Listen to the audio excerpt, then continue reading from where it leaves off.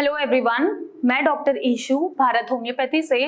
और आज इस वीडियो में हम बात करेंगे ब्रेन स्ट्रोक के बारे में। ये क्या होता है, क्या इसके टाइप्स रहते हैं और क्यों ब्रेन स्ट्रोक पैरालिसिस होने का एक मेजर रीजन है।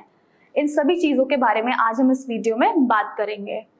तो अगर हम बात करें ब्रेन स्ट्रोक की, ये क्या होता है, तो बेसिकली जो ब्रेन स्ट्रोक है, जिसे हम स्ट्रोक भी कहते हैं, ये तब होता है जब आपके ब्रेन का किसी हिस्से में प्रॉपर ब्लड सप्लाई नहीं हो पाती है, किसी भी ब्रेन के पार्ट में उसमें आपका इंटरप्शन हो जाता है, जिस वजह से आपके ब्रेन टिश्यूज में न्यूट्रिएंट्स और जो ऑक्सीजन सप्लाई है वो नहीं मिल पाती है आपके ब्रेन टिश्यूज को। तो इसके अगर मैं टाइप्स की बात करूं, बेसिकली ये आपके दो टाइप्स के होते हैं। एक होता है आपका इस्केमिक स्ट्रोक और दूसरा आपका रहता है हेमरेजिक स्ट्रोक। तो एक एक करके हम इन दोनों ही स्ट्रोक्स के बारे में बात करेंगे। तो पहला जो रहता है आपका इस्केमिक स्ट्रोक, तो ये क्या होता है, ये कॉमन टाइप है आपके स्ट्रोक का।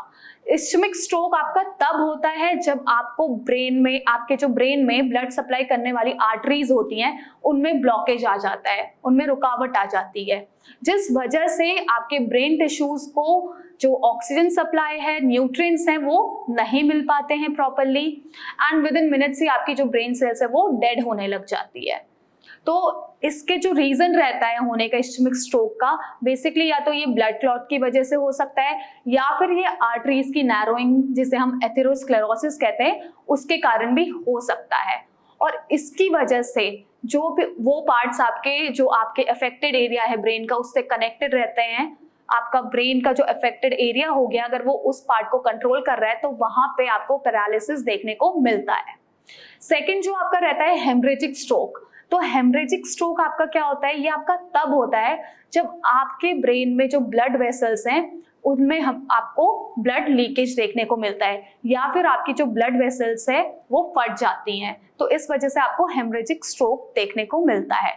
और इसके कारण क्या होता है कि आपका जो ब्रेन है उसमें प्रेशर ज्यादा बनने लगता है एंड इवेंचुअली आपकी जो ब्रेन सेल्स हैं, टिश्यूज हैं, वो डैमेज होने लग जाते हैं एंड एज अ रिजल्ट वो पैरालिसिस की कंडीशन डेवलप कर देते हैं।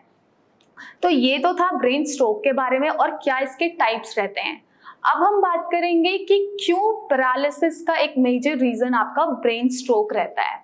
तो पैरालिसिस के डेवलप होने का मेजर रीजन ब्रेन स्ट्रोक इसीलिए रहता है क्योंकि जैसे मैंने आपको बताया कि ब्रेन स्ट्रोक होता तब है जब ब्लड सप्लाई प्रॉपर नहीं हो पाती, आर्टरीज जो सप्लाई कर रही है ब्लड को उनमें ब्लॉकेज आ जाती है, और चाहे वो ब्लड क्लॉट की वजह से आए, चाहे वो नस फटने की वजह से आए, किसी भी रीजन से आ सकती है। और इस वजह से क्या होता है कि जो प्रॉपर ऑक्सीजन सप्लाई होना चाहिए ब्रेन टिश्यूज में या जो भी न्यूट्रिएंट्स उनको मिलने चाहिए वो नहीं हो पाते हैं, तो ब्रेन सिग्नल्स सही से नहीं पहुंचा पाता है, उसमें इंटरप्शन आ जाता है एंड इवेंचुअली फिर हमें वहां पे मसल फंक्शन का लॉस देखने को मिलता है and as a result paralysis की कंडीशन डेवलप हो जाती है इस वजह से। तो ऐसे में जो आपका अफेक्टेड एरिया रहता है वो जो भी चीज को कंट्रोल कर रहा है, जिस भी बॉडी पार्ट को कंट्रोल करता है, उसमें आपका पैरालिसिस डेवलप हो जाता है।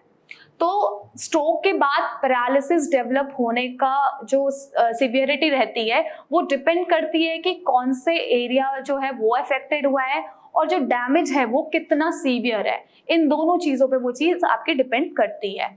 जैसे कि अगर स्ट्रोक उस एरिया को अफेक्ट करा है जो कि आपके मूवमेंट को कंट्रोल करता है, तो ऐसे में आपका जो पैरालिसिस है वो उस एरिया को अफेक्ट कर जाएगा। मान लीजिए आपका एक हाथ है अगर इन्वॉल्व, अगर आपका एक पैर है या फिर एक पूरा ही आपका साइड जो है वो पैरालिसिस उसमें आपको डेवलप हो जाएगा। तो इसी वजह से जो है ब्रेन स्ट्रोक एक मेजर रीजन माना जाता है आपके पैरालिसिस के डेवलप होने का। Thank you.